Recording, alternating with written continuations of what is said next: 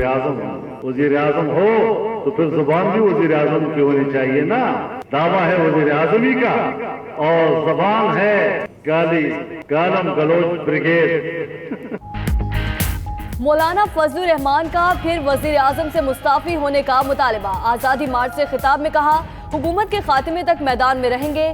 तुम हुक्मरान नहीं रहे, तुम्हारी रट खत्म। हमारी शुरू हो चुकी तहरीक जहद मुसलसल का नाम है, अब आगे और मैदान में जाएंगे। डी चौक तक जाना हमारी मंजिल नहीं। मौलाना ने हुकूमत को गालम गलोच ब्रिगेड भी करार दिया।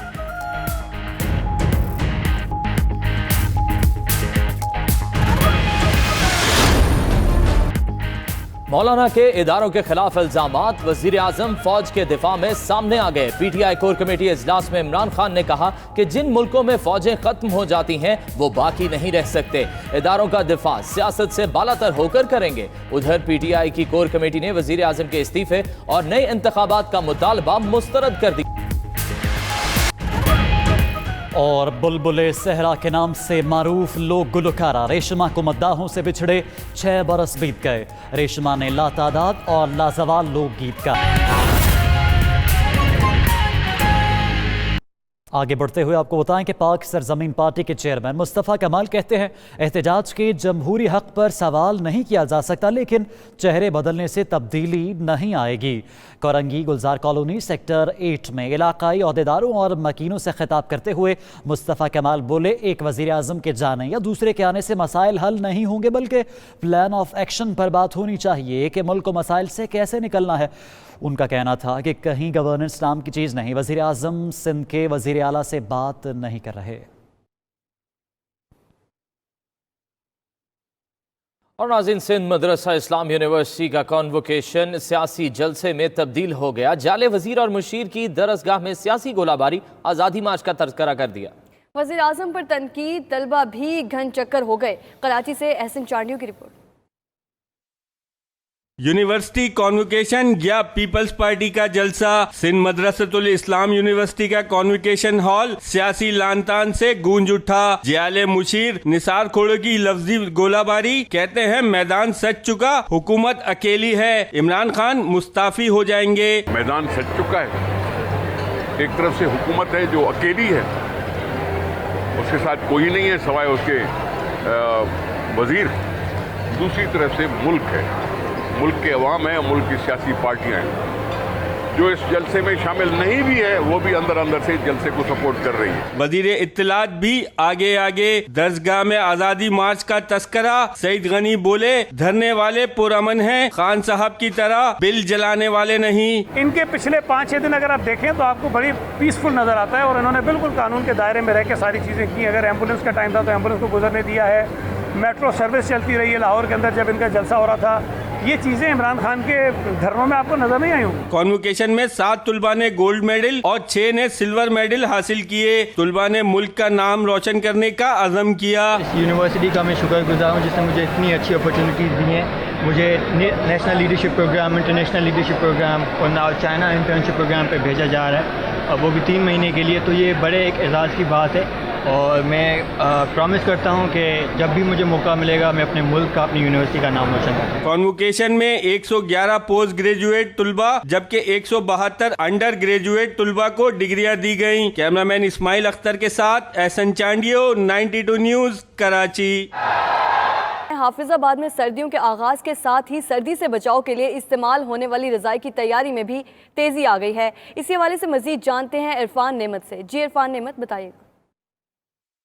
जी बिल्कुल, सर्दियों के आगाज़ के साथ ही घरों में ख़वातीन ने सर्दियों से बचाव के लिए इंतजामात भी शुरू कर दिए हैं। सर्दी से बचाव के लिए जो घरों में अशिया इस्तेमाल होती हैं, इनमें सबसे ज़रूरी जो है वो रज़ाई है। अब जबकि सर्दी का आगाज़ हो चुका है तो रज़ाई की तैयारियों में भी जो है वो तेज़ी आ गई है। रज़ाई को तैयार करने के लिए सबसे पहले रुई को मशीन में डालकर तैयार किया जाता है। इसके बाद इस रुई को एक कपड़े के गुलाब में डालकर एक लकड़ी की छड़ी के साथ बराबर किया जाता है और फिर सुई और धागे का सीकर इसको तैयार तैयार किया जाता है, फिर जाके जो रज़ाई है वो इस्तेमाल के लिए तैयार होती है। जो रज़ाई तैयार करने वाली ख़वातीन है, रज़ाई को सीने वाली ख़वातीन है, इनका कहना है कि इनकी मजदूरी जो है इंतहाई कम है। इस महंगाई के दौर में इतनी कम मजदूरी में इनका गुजारा नहीं होता, घरों के चूल्हे जो है वो नहीं जलते। इन्होंने हुकूमत से गुजारिश की है कि जो रज़ाई बनाने वाली मजदूरी है इसमें इजाफा किया जाए ताकि इस महंगाई के दौर में इनके घरों के जो चूल्हे हैं वो भी जल सकें।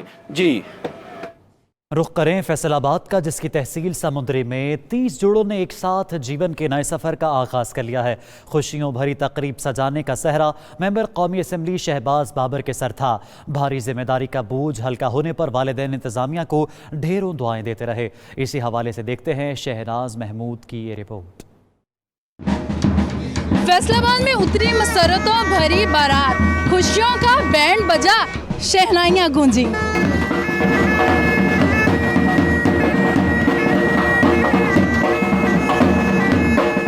बैंड बाजा बजाकर, सेहरा हार सजाकर आए दुल्हे राजा दुल्हनिया ले जाने।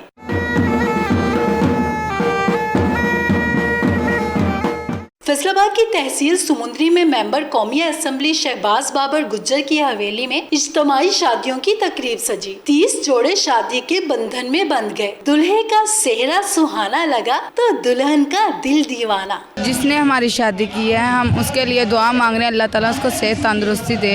इंशाल्लाह हमारा ये ज़िंदगी का सफ़र नया आगाज़ हो रहा है।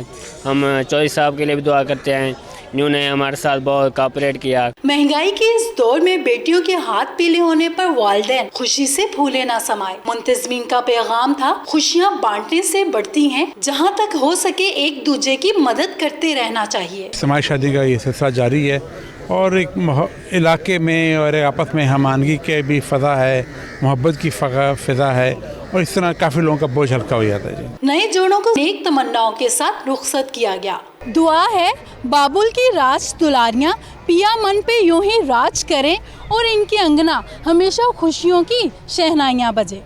कैमरामैन मुश्ताक दानियाल के साथ Shehnaaz Mahmood, 92 news, Faisalabad.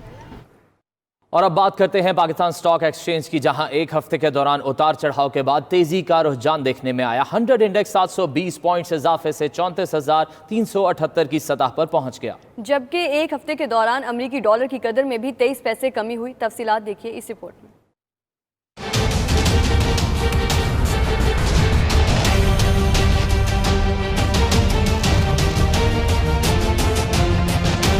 Pakistan stock exchange में एक हफ्ते के दौरान उतार चढ़ाव के बाद तेजी का रुझान देखने में आया। 100 इंडेक्स में मजमूई तौर पर 2.1% इजाफा रिकॉर्ड किया गया। इसके बाद 100 इंडेक्स 720 पॉइंट्स इजाफे से 34,378 की सतह पर पहुंच गया, जबकि यौमिया 16 करोड़ 63 लाख रुपए हसस का लेन देन हुआ, जो कि गुज़िश्ता हफ्ते से 33% जायद है।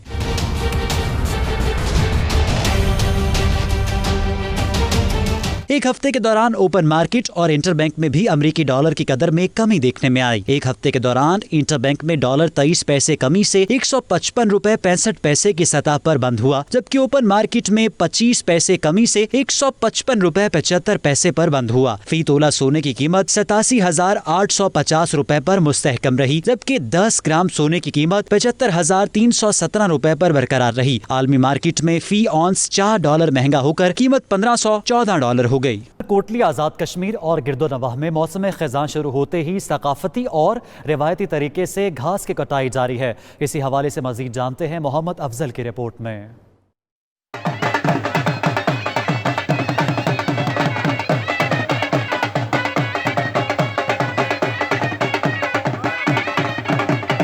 कोटली आज़ाद कश्मीर और नवाही इलाकों खोई रट्टा, नकेयाल चढ़ोई और तत्ता पानी में खिज़ां का मौसम आते ही घास की कटाई का अमल शुरू हो गया, जिसमें बच्चों और बड़ों के साथ बुजुर्गों ने भी बढ़ चढ़ कर हिस्सा लिया। मुकाबले में शरीक अफराद एक लाइन बनाकर बैठ जाते हैं और ढोल बजाकर आगाज किया जाता है। घास काटते हुए जब कोई आदमी आगे निकल जाता है तो ढोल बजाकर उसकी हौसला अफजाई की जाती है। रवायती तरीके से घास काटने को मकामी जुबान में लैतरी कहा जाता है, जिसमें इलाके के लोग भी अपने पड़ोसियों की मदद के लिए शरीक होते हैं। मुकाबले में आने वालों के लिए दोपहर के खाने का एहतमाम किया जाता है, जिसमें देसी घी, मक्खन, चटनी, मकई की रोटी और साग शामिल होता है।